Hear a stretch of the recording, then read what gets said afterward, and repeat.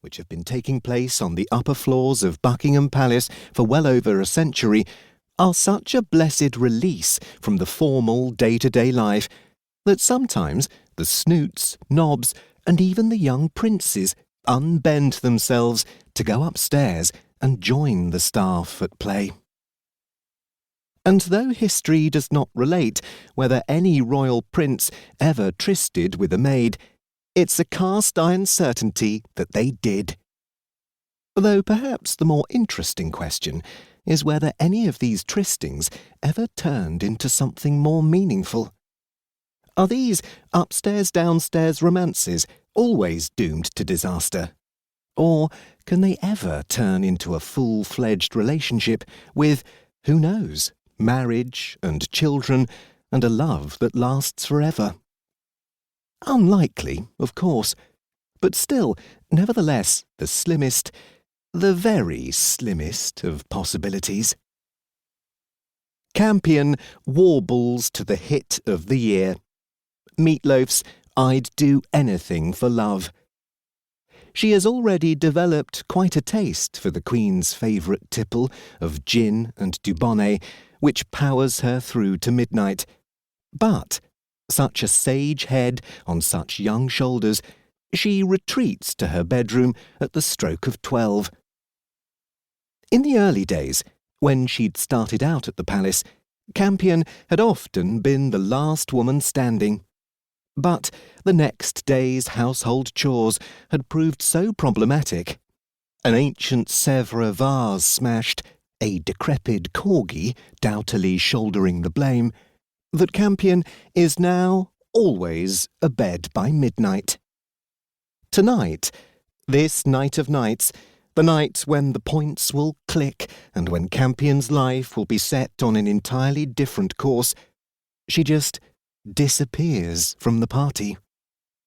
One moment she's dancing, and the next she has slipped away so very quietly that her party mates do not even realise she's gone. Her room, when she'd inherited it, had been brutally Spartan. Just a bed, desk and chair, and also a vast black Victorian wardrobe perched up just a little too high on thin, spindly legs. In the past year, she has prettified it with rugs and prints, so that, with the little heater and the small posy of gardenias in a wine-glass by her bedside, the room is positively cosy. She takes a peek from her window, drinking in this stupendous view of London that she never tires of. Campion brushes and flosses her teeth at the sink in the corner and washes her face with soap and water, idly looking at herself in the mirror.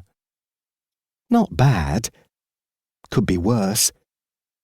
She unpins her hair, and out springs a thick lion's mane of corkscrew hair, long and dark brown.